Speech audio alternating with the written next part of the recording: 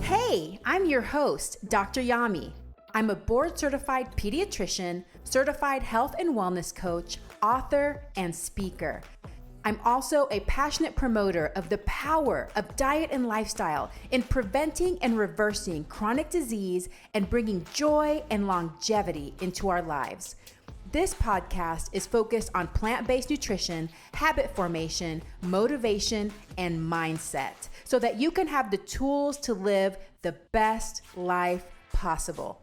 Are you ready to get started? Let's do this. We're having broccoli.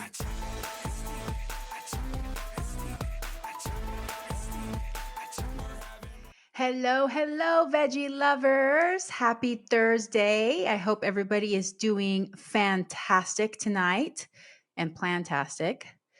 We actually had delicious black bean burgers for dinner tonight. The Minimalist Baker grillable black bean burgers. They're amazing, which is perfect for tonight's topic, which is replacing meat in your meals. So I hope that this is going to be helpful to a lot of people because I feel like in the United States, traditionally, we're very accustomed to meat being the center point of meals. So we start the meals like, what are we going to have tonight? Okay, we're going to have chicken with whatever. We're going to have pork chops with whatever. But whenever you transition to a plant-based diet or you want to start reducing meat in your diet, it might be a little bit difficult to start to think about meals and to think about putting together a menu in a different way. So hopefully this little guide will help you. But first, let me tell you my thoughts on why I think humans crave animal muscle. I like to put it that way so that we know what we're talking about. So meat. What is meat? Meat is the muscle from an animal. The reason that we crave animal muscle, or really animal products in general, so that includes meat, dairy, and eggs, is because they're calorie dense. So what does that mean? It means that there are more calories in a certain weight of food compared to plants, which many of them are calorie dilute. So if you think of the most calorie dilute foods in the human diet, it's going to be your non-starchy veggies.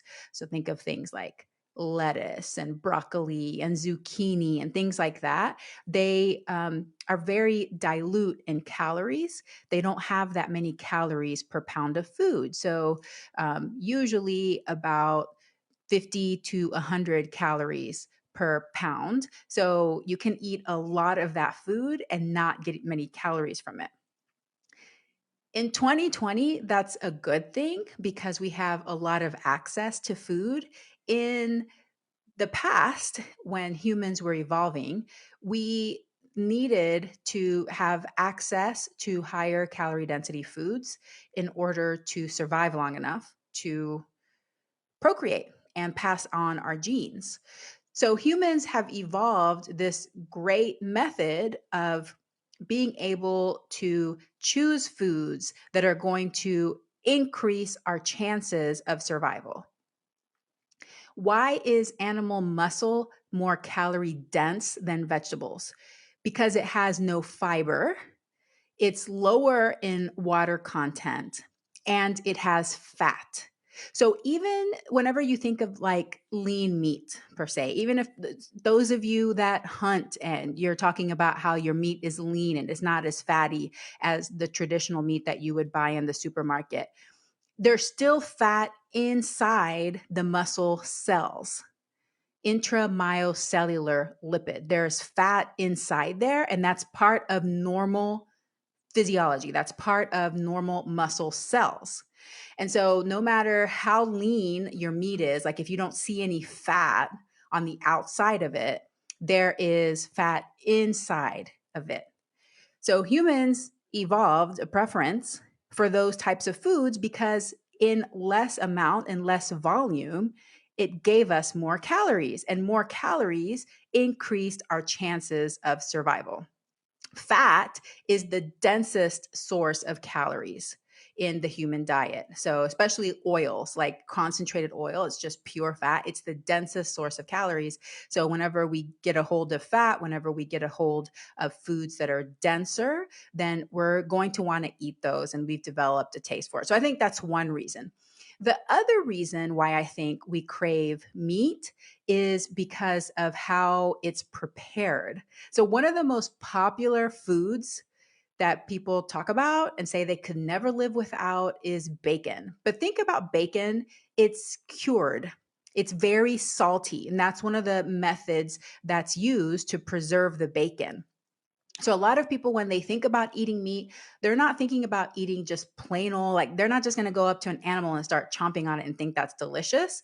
At least probably not the majority of people. Maybe that there's some out there that would, but I'm not going to speak for everybody. I would say that the majority of people don't want their meat that way. They want salt on it, they want spices on it, and they usually want to eat it along with something else. So you think of meat and potatoes, or you think of like chicken with fettuccine alfredo. So they're usually eating it along with other things. If I think most people, they wouldn't just want like a plain old block hunk of muscle with nothing else on it. So the preparation, I think, is another reason why we crave animal muscle. So the good news is that it's not the meat itself that I think humans like.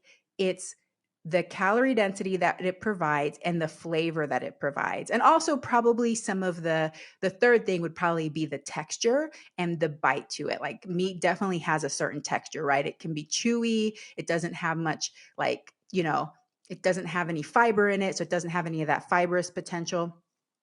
So the good news is those are all things that we can replicate with plants. So that's why I wanted to kind of point out what is it that we like about meat? Because a lot of people will say, well, like I miss meat or I crave meat. Well, what is it that you miss? And it's probably one of those things or all three of those things. And I think that those are things that we can replicate. So, why would we want to decrease our consumption of meat? Well, this month I've been talking about climate change and environmental sustainability. One of the big reasons to decrease our meat consumption, even if you're not willing to go all the way and go 100% plant based or 100% vegan, is going to be to help our earth.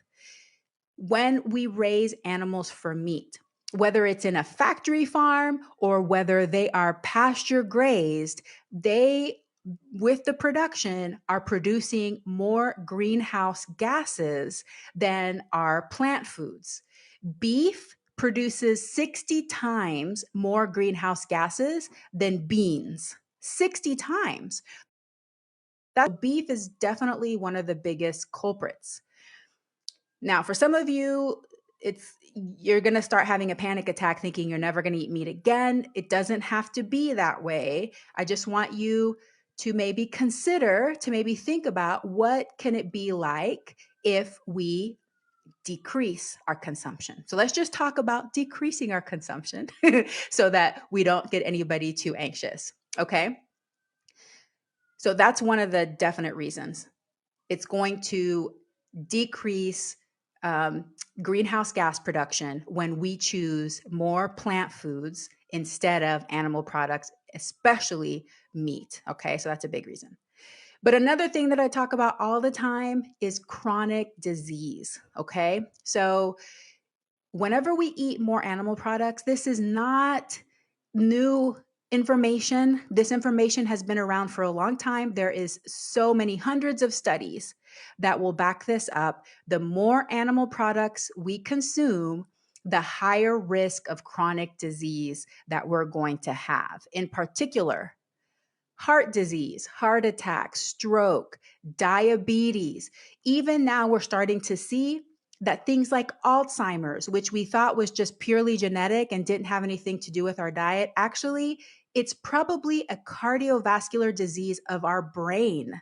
So, changes in our diet, decreasing our consumption of animal products, increasing our consumption of plants, is going to decrease our risk of those chronic conditions. And then the other thing is just longevity. So we know from research that the places in the world that have the longest lived populations, people that are living into their 90s and hundreds in great health, they are eating a predominantly plant based diet. They're not 100% vegan, but they're eating meat rarely. 95% of their calories is coming from plants. That is opposite of the standard American diet, where only 6% of our calories are coming from whole plant foods. And 64% of our calories are coming from ultra processed foods. Okay. So we have a long way to go. And all I'm asking you is to consider, let's start decreasing little by little. But I want you to have options, because I know that some of you, you're going to crave that meatiness. You're going to crave some of that calorie density. And when people first think, like, if you're not familiar with it and you've just been eating the standard American diet and someone talks to you about eating vegan or eating a plant-based diet, many people just think salads. They think salads and maybe like apples and strawberries, celery. You're thinking of those foods that are very low in calorie density, 100 to maybe 300 calories per pound. That's what you're thinking of. But those foods, even though they're delicious and they're health promoting, if that's all you eat, you are going to be very hungry. You're not going to have energy because your diet's going to be too low in calories, and it's going to be probably too sudden of a change. And then you're going to be like, well, it doesn't work for me. I can't do it. So I want you to have options. So I'm going to give you a lesson on different ways that you can replace meat in your meals. And I'm going to break it down by whole foods, minimally processed foods, and then moderately and more ultra processed foods that you can include in your diet. But before I talk about that, I just want to invite you to be adventurous. One of the things that was very liberating for me whenever I transitioned to a plant based diet was I just suddenly wasn't afraid of cooking anymore. Like, it just felt like it was all exploration. I allowed myself to make mistakes, and really, most of the time, the things that can go bad, it doesn't go that wrong. Okay. So don't be afraid. Just get in there and try new things, be creative, and have fun. So that's what I'm inviting you to consider doing when it comes to playing around with plant food. You're going to have to just shift your paradigm. Instead of thinking, okay, tonight we're going to have chicken with broccoli and mashed potatoes, think about cuisines. Tonight we're going to have Mexican food. Okay. So what kind of food would I like to have? Okay, well, I want to have tacos tonight. Okay, well, what am I going to put in the tacos? And so think about it that way. Think about cuisines or flavors. What kind of flavors do you want? Well, tonight I want something creamy. Well, maybe that is a plant-based vegan Alfredo, or maybe it's going to be a cream of broccoli soup, something like that. So think differently about your meals. All right, so let's start with the lesson. A simple guide to replacing meat in your meals. So, number one, whole foods. The winner, which is my favorite, is beans. Okay, beans are amazing. I know I am very biased, but I think beans are the best. And when it comes to replacing meat for whole foods, beans is going to be the winner. The really great thing about beans is that they actually don't have much flavor. They're pretty mild in flavor. So whenever, especially when you cook beans yourself and you don't add salt, it's a perfect canvas to layer flavors on top of. If you buy canned beans, which is completely fine, sometimes you may want to rinse them depending on what you're going to do in the recipe, or if you need to decrease your salt consumption. But besides that, they're not going to have much flavor. And it's easy to play around with seasonings and different methods of preparing them. Some of my favorite are garbanzo beans, also known as chickpeas, pinto beans, and lentils are amazing. So with each one of these sections, I'm going to talk about some of the ways that I like to cook with these ingredients. And just like I said at the beginning, one of my favorite things are veggie burgers. And I love the Minimalist Baker grillable black bean burgers. And the other one that I love, which I have a video on veggiefitkids.com, or you can look at my YouTube channel, Veggie Doctor TV, is the Sneaky Chickpea Burgers by Drina Burton. She also has that available on her website, plantpoweredkitchen.com, or I think you can find it at drinaburton.com too. But these use chickpeas and carrots and bell pepper and garlic, tomato paste. So all of these yummy ingredients that you can mold together into a nice burger. Also, I'm going to have a little downloadable PDF, which will be available next week when this goes up on the podcast, that you guys can download if you want links to all of these different recipes. The other recipe that she has, which is perfect for Thanksgiving, is the No Foo Love Loaf, which uses brown or green lentils. So this is recipe where lentils are highlighted. They're one of the main ingredients to make this meatloaf. It's not really a meatloaf, it uses lentils. But lentils you can use whenever you're making tacos. I mean, they're so versatile. Beans are incredibly versatile. And in the handout that's going to be available next week, I'm going to have a link to the formula for making perfect veggie burgers, and it'll give you like a little guideline of different ingredients you can put together to make up your own veggie burgers, including beans. So beans are great, fantastic.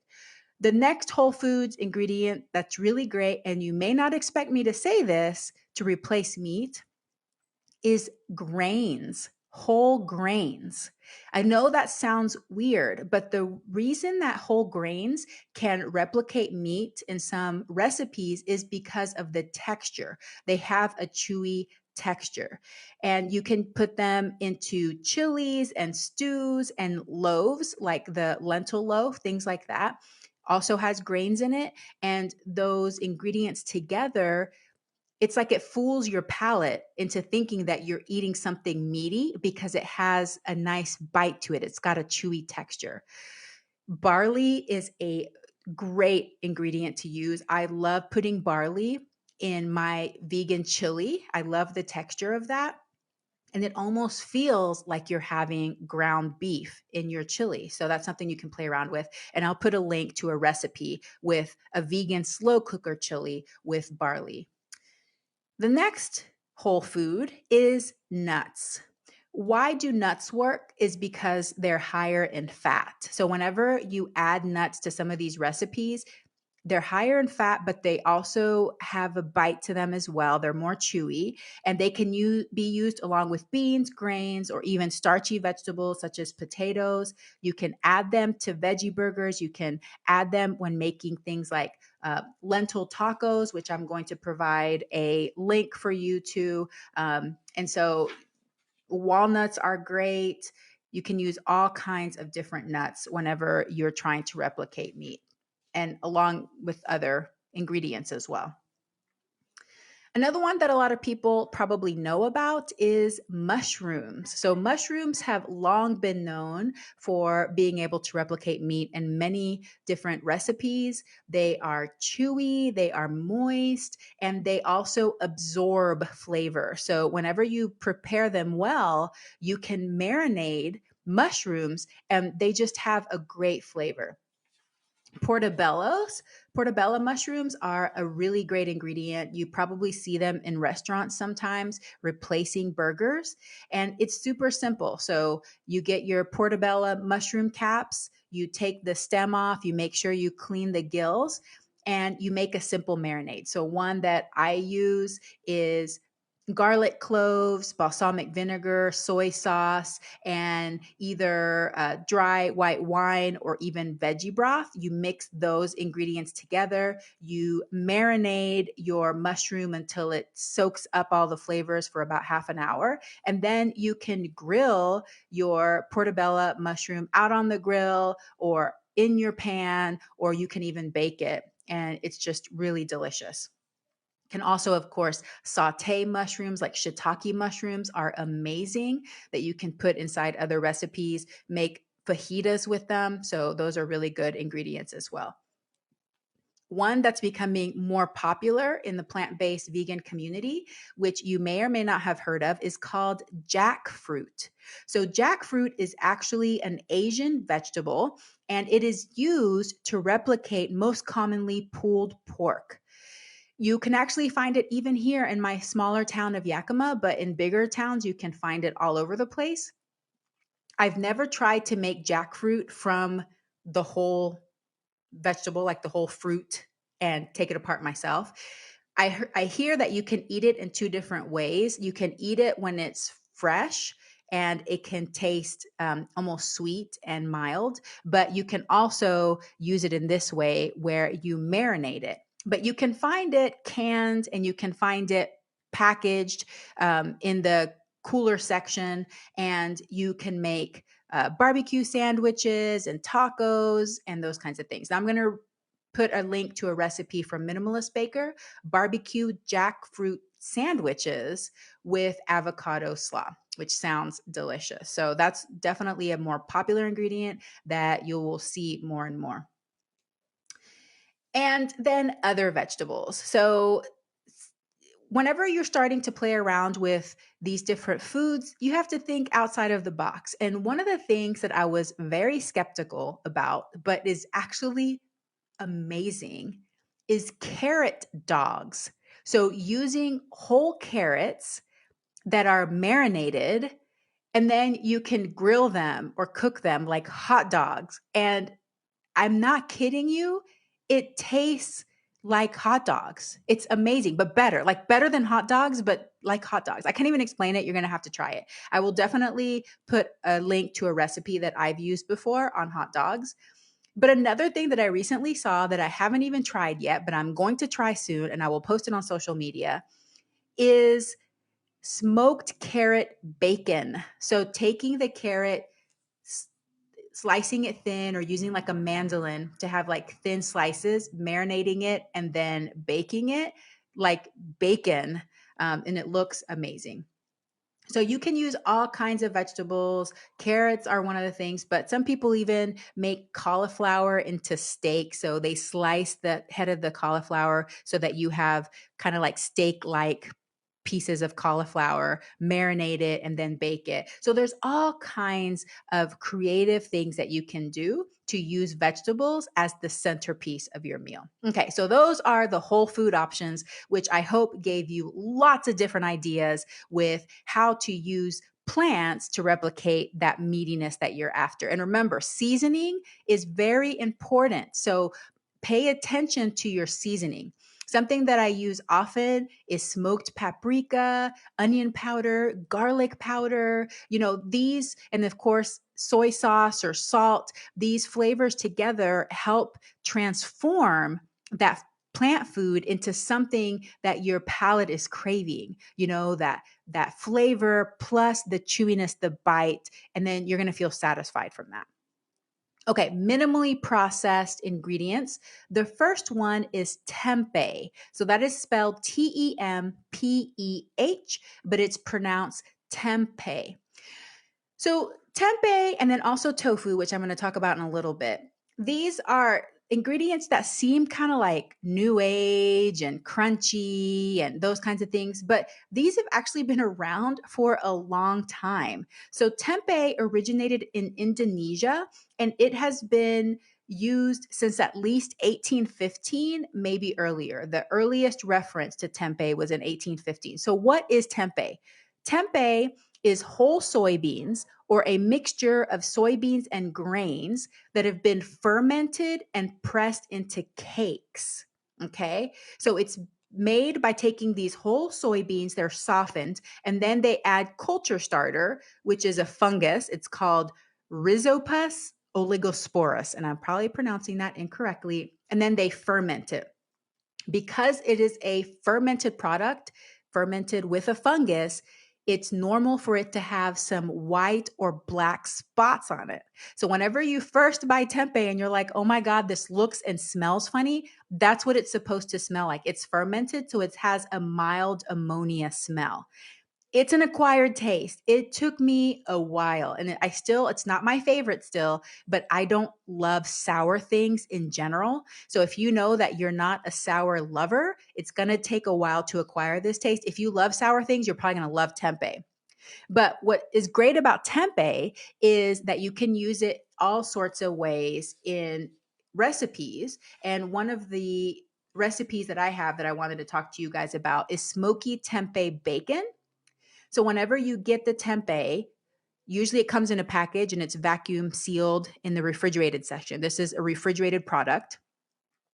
You can steam it first for 15 minutes, then slice it into strips and then marinate it. So the marinade that I use uses garlic powder, tamari or soy sauce, liquid smoke, really nice ingredient to use when you're trying to replicate the flavor of bacon, maple syrup, and onion powder or onion granules. Marinate that, and then you bake it after you marinate for about 2 hours or overnight, or you can pan fry it. So that's one way you can use tempeh, but tempeh you can use in sandwiches and all kinds of different ways. And I will have links to that available for you. Tofu, also known as bean curd, is made by coagulating soy milk and pressing it into blocks. It originated in the Han Dynasty over 2,000 years ago. Tofu is old, it's been around a long time, and it can come in soft, firm, or extra firm, and it has a very subtle flavor. There's definitely some people that don't like the flavor of soy, and so they're not going to like it, but most of the time, you can kind of treat that block of tofu as a blank canvas. You usually aren't just going to eat it plain like that. Like the only time I think about whenever you do that is when you put it in miso soup, but it goes well with that because the soup is really salty. But most of the time when you're going to be working with tofu, you're going to season it and just kind of treat it like chicken. Okay. Chicken doesn't have a flavor. So you have to season it first in order to cook it. So that's the way I want you to think about tofu as well. So you can use it in savory dishes and sweet dishes too. But of course, we're talking about replacing meat. So we're probably going to be using it in savory dishes. And one good thing about tofu is because they use calcium sulfate or calcium chloride to coagulate it, it is actually high in calcium. Now, when it comes to tofu and tempeh, some people, if they have some trouble digesting soy, they can tolerate tempeh because it's kind of pre-digested by the cultures, by the fungus in it. For some people, tofu may cause them a little bit more gas, but it's also something that you will adapt to if you eat it more. So just start with a small amount and then you can work up from there. Tofu, I love making baked tofu. And what I do is I get extra firm tofu, I slice it up, or I dice it into cubes. And similar to the tempeh, I take tamari or soy sauce, water, garlic powder, and liquid smoke, mix it all together, marinate the tofu, and then bake it. I love to air fry it. In my air fryer, it's great. Another tip with tofu, if you want to make it even firmer and you want to have more of a chewy texture to it, is I get my entire container of the tofu and I freeze it. And then when I'm ready to make my recipe that day, I thaw it. I drain all the water out. I press it. So you have to drain the water out. And then it has even chewier of a texture. So that's something you can play around with as well. Okay, so those are the minimally processed tempeh and tofu, but probably you've seen them before. This is how you can start to work with them. Okay, so more processed ingredients. The first one is called seitan. Seitan, not Satan, seitan. So that's spelled Seitan. So this has also been around a really long time. So what is seitan made out of? It is vital wheat gluten. So the reason it's more processed is because it is basically the more glutinous part of wheat that has been extracted from the flour, the wheat flour. Okay. And you can actually do this yourself at home. It doesn't require a factory to do it. However, it is more time intensive, it is more labor intensive. And most of the time, people are going to buy their seitan at the store.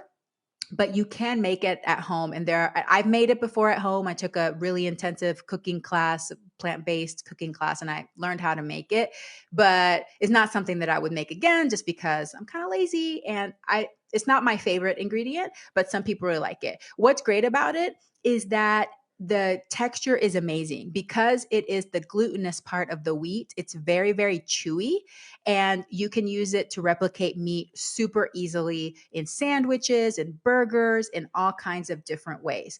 Now, seitan is very old. It originated in China in the 6th century among Buddhists, okay? And the word is of Japanese origin and was coined in 1961. So in the handout that I'm going to have available next week, I have a link to 19 seitan recipes that you will love. They look amazing. Okay, and then the last ingredient I wanted to talk about was textured vegetable protein. So even if you just hear the term, you know that it's more processed. So textured vegetable protein is ultra processed. You can only make it in a factory. Okay. So this is not something that you're going to be able to make at home. It is essentially defatted soy flour. Oh, and the abbreviation, just so you know, is TVP. And you can buy it in bulk, usually in the bulk section in health food stores. You can get it here in my town, Yakima, as well, but it's called TVP. So basically, it is a byproduct of soybean oil production. So when they're extracting the oil from soybeans, they have the leftover soy flour. And then what they do is they dry it in chunks, curls, or small pieces. And it has no flavor, no seasoning, nothing. Basically, it's just the leftover part of the soybean, the soy flour. And you have to reconstitute it with water, season it, and then cook it. It does have a really great texture. One very popular product is called soy curls, which are super yummy. You can buy them. You can't buy them here in Yakima. I've never found them here, but you can order them online. And what you do is they're dried and you put them in warm water. Then they expand, they get the water, they expand, and then you season them and then you cook them. And I'm going to post 2 links, one for TVP tacos that you can make and soy curl mac and cheese by J.L. Fields. So that is your primer on replacing meat in your meals. I hope that that was helpful, and I hope that you will download the little handout next week and be able to use it in your recipes. And yeah, so that is what I have to say about replacing meat. Don't be afraid. Get in the kitchen, play around with all different kinds of vegetables and mushrooms and different kinds of beans. Don't be afraid. Just try it. What's the worst that can happen? The good news is most of these ingredients are pretty inexpensive. So if you mess up, it's not too big of a loss. And they're not going to give you E. coli or salmonella, which is another reason why I became more adventurous in the kitchen when I stopped cooking with meat. So I hope that was helpful, and I hope that gives you lots of great ideas. And I look forward to seeing all the different things and recipes that you come up with. And I hope that you all have a very plantastic day. Thanks for stopping by.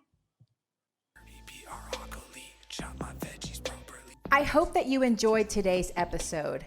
Thank you for tuning in, and I look forward to having you back again next week.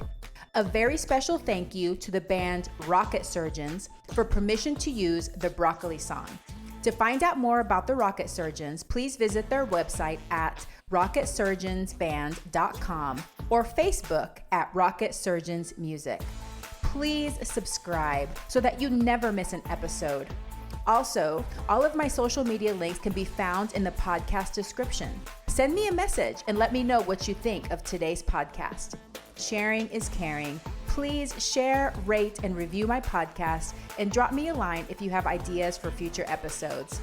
Thank you once again, and have a plantastic day. We're having broccoli.